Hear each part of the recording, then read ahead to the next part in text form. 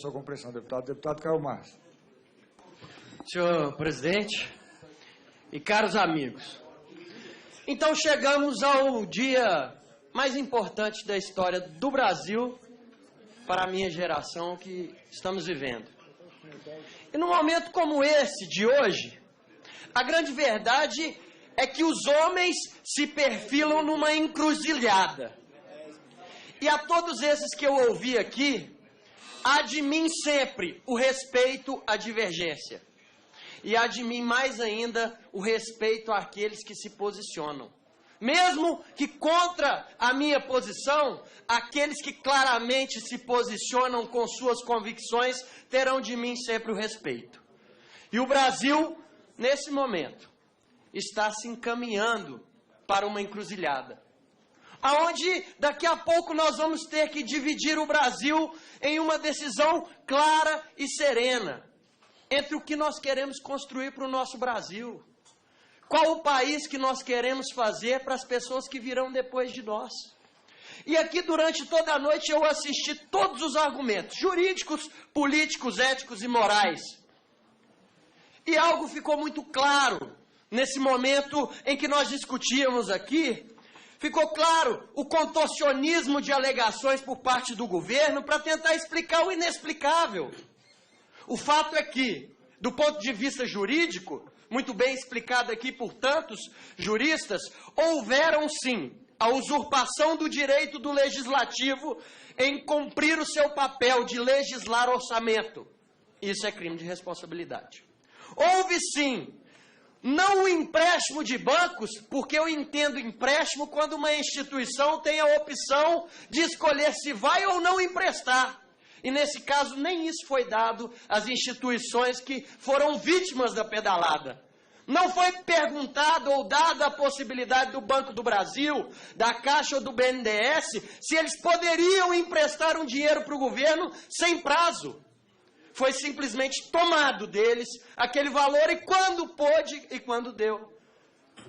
Foi o momento em que se pagou as pedaladas. Portanto, do ponto de vista jurídico, não há nenhuma dúvida de que o crime de responsabilidade está previsto e comprovado. E aí não há dúvidas. Por alguns, há pontos de vista diferentes e nas explicações mais diversas possíveis, o que nós assistimos aqui por parte do governo, às vezes, e com todo respeito, explicações desesperadas e até patéticas, dizendo, nós fizemos, mas foi pouco. Nós fizemos, mas os outros fizeram também. Ora, que Brasil é esse que nós vamos construir? Eu fiz um crime, mas é pequeno, não é tão grande assim. Ora, ou é crime ou não é. Se eu matar pouquinho, não vale, eu não vou para a cadeia. Que país é esse que nós vamos construir agora? As pessoas têm que assumir suas responsabilidades. Um presidente foi eleito para gerir um país. Para de falar não sei, não sabia. Para de fingir que não era com você mesmo. O presidente da República pega um telefone para ligar para o ex-presidente e diz, estou mandando aqui o seu habeas corpus adiantado. E depois, não era bem isso. Ficou claro, o dolo, a má intenção e, acima de tudo, a ciência do crime. A ciência do crime premeditado. E prova-se que foi premeditado quando o governo faz o PLN 5, reconhecendo que cometeu o crime e tem que limpar a cena do crime com o PLN 5. Agora, se limpar a cena do crime não quer dizer que ele deixou de existir. Sem sombra de dúvidas, o crime do ponto de vista jurídico está cometido e é inquestionável. Mas a discussão que eu quero fazer com o Brasil hoje, que está ouvindo a gente nas ruas, que botou 6 milhões de brasileiros nas ruas, a discussão é do ponto de vista moral, ético. Qual o Brasil que nós vamos construir? Qual história que eu vou contar para o meu filho, para minha filha? Olha, meu querido, eu não votei o impeachment com crime comprovado. Por quê? Porque no Brasil a Constituição não vale nada. Porque o país que a gente tem, a Constituição está escrita, mas ninguém precisa respeitar. Não é essa mensagem que nós podemos passar para as pessoas que estão lá fora, até 4 horas da manhã, ouvindo a gente aqui dentro. E peço desculpas por insistir tanto para poder ter direito à fala aqui. Porque estou ouvindo há 10 horas os argumentos dos mais completos, homens públicos do Brasil, e é importante que se diga muito preparados, inclusive os que divergem das minhas ideias. E que terão de mim sempre o respeito, porque na encruzilhada há os homens da direita e das esquerdas, mas há também os homens do muro. Esses não merecem o meu respeito. O vento cuidará de levar as opiniões deles. Esses não têm meu respeito. Eu sei o que é que eu vou fazer domingo. Eu vou votar em favor de construir um país decente. E o que vem depois depende de nós. Cada um que está aqui. O país que nós vamos construir depois disso depende de cada um que está aqui até 4 horas da manhã, trabalhando no final de semana em favor do nosso país. Não venham com ameaças para cima da gente. Aqui sempre haverá de nós a serenidade, mas sempre, acima de tudo, a coragem. Não vai faltar coragem. Não adianta nos intimidar e muito menos dizer que o Brasil que vem depois desse escárnio é pior do que está agora. Não há jeito de ser pior. Não há jeito de ser pior. E eu digo a vocês porque eu tenho amigos que estão no PT e amigos que são aliados do PT e eu vejo o sofrimento dos homens decentes que ainda estão lá. Porque eles defendem hoje o que eles viveram uma vida combatendo.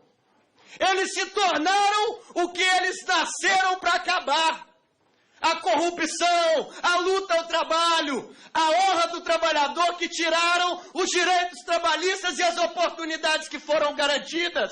Jogaram no lixo a história e não conseguem chegar em casa de cabeça erguida. Mas acima de tudo, meus amigos, o maior encontro e o maior desafio é sair na rua.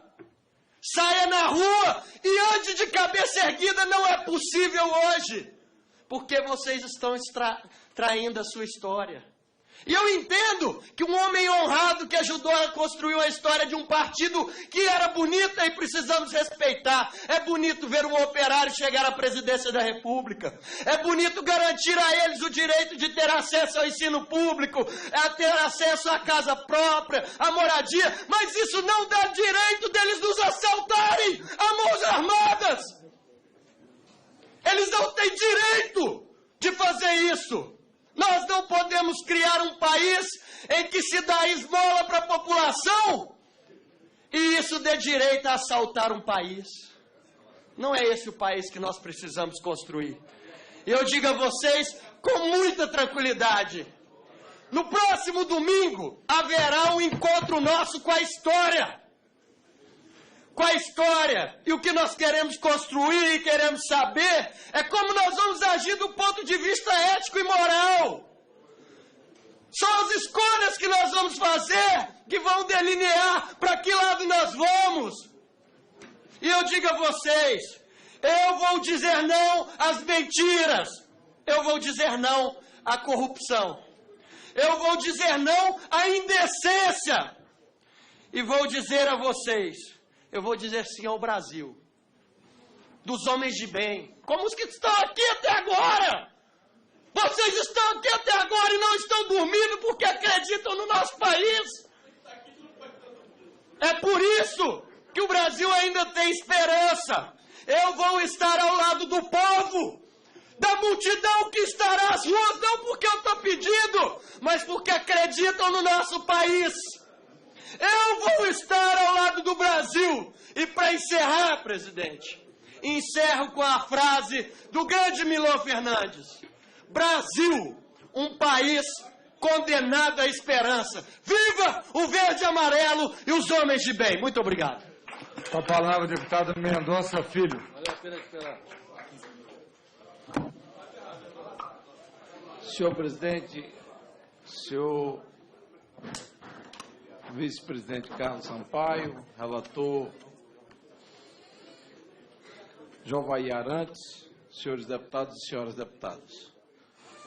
Nós fizemos, mas os outros fizeram também. Ora, que Brasil é esse que nós vamos construir? Eu fiz um crime, mas é pequeno, não é tão grande assim. Ora, ou é crime ou não é.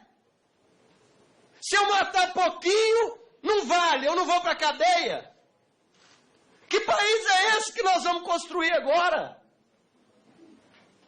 As pessoas têm que assumir suas responsabilidades.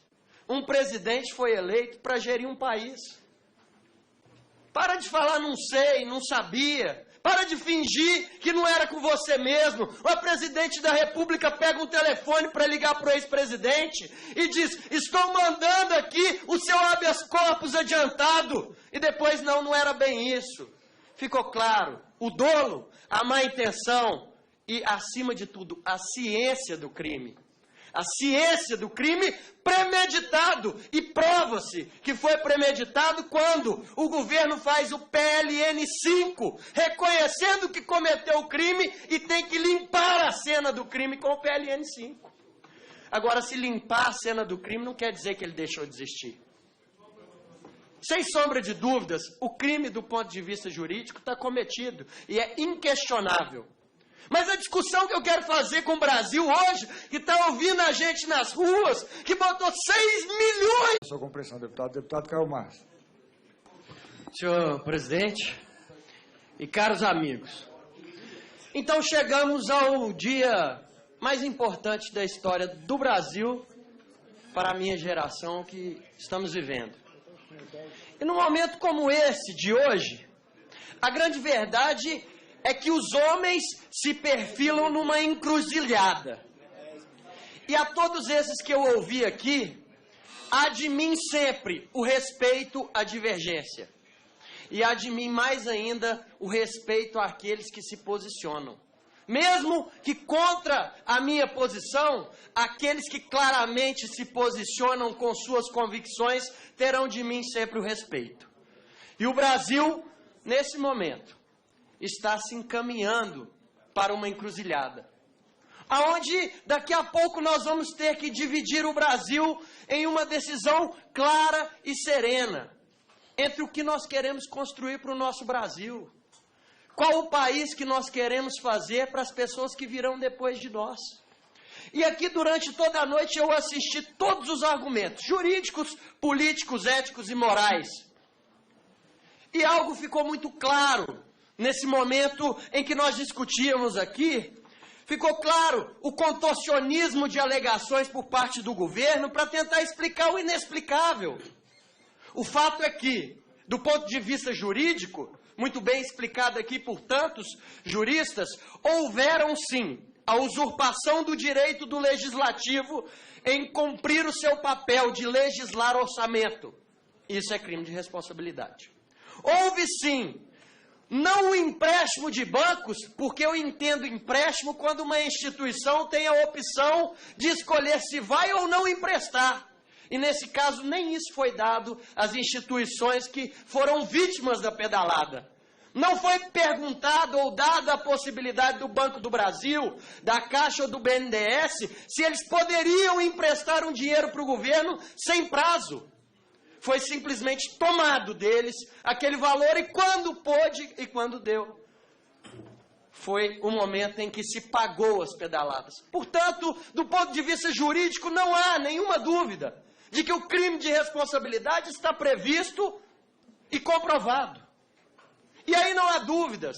Por alguns, há pontos de vista diferentes e nas explicações mais diversas possíveis, o que nós assistimos aqui por parte do governo, às vezes, e com todo respeito, explicações desesperadas e até patéticas, dizendo, nós fizemos, mas foi pouco.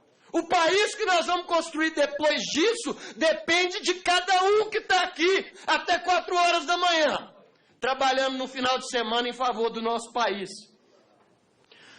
Não venham com ameaças para cima da gente. Aqui sempre haverá de nós a serenidade, mas sempre, acima de tudo, a coragem. Não vai faltar coragem. Não adianta nos intimidar e muito menos dizer que o Brasil que vem depois desse escárnio é pior do que está agora. Não há jeito de ser pior.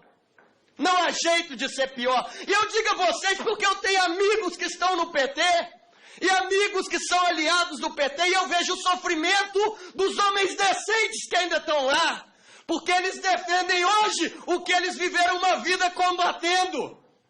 Eles se tornaram o que eles nasceram para acabar. A corrupção, a luta ao trabalho, a honra do trabalhador, que tiraram os direitos trabalhistas e as oportunidades que foram garantidas. Jogaram no lixo a história e não conseguem chegar em casa de cabeça erguida. Mas acima de tudo, meus amigos, a maior encontro e o maior desafio é sair na rua.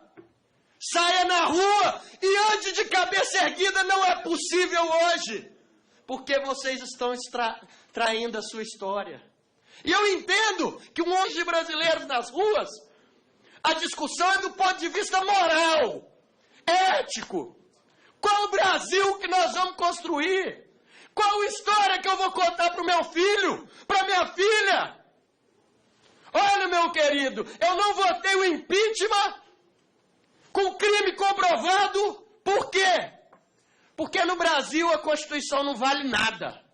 Porque o país que a gente tem, a Constituição está escrita, mas ninguém precisa respeitar. Não é essa mensagem que nós podemos passar para as pessoas que estão lá fora, até 4 horas da manhã, ouvindo a gente aqui dentro. E peço desculpas por insistir tanto para poder ter direito à fala aqui. Porque estou ouvindo há 10 horas os argumentos dos mais completos, homens públicos do Brasil, e é importante que se diga muito preparados, inclusive os que divergem das minhas ideias. E que terão de mim sempre o respeito, porque na encruzilhada há os homens da direita e das esquerdas, mas há também os homens do muro. Esses não merecem o meu respeito. O vento cuidará de levar as opiniões deles. Esses não têm meu respeito. Eu sei o que é que eu vou fazer domingo. Eu vou votar em favor de construir um país decente. E o que vem depois depende de nós. Cada um que está aqui,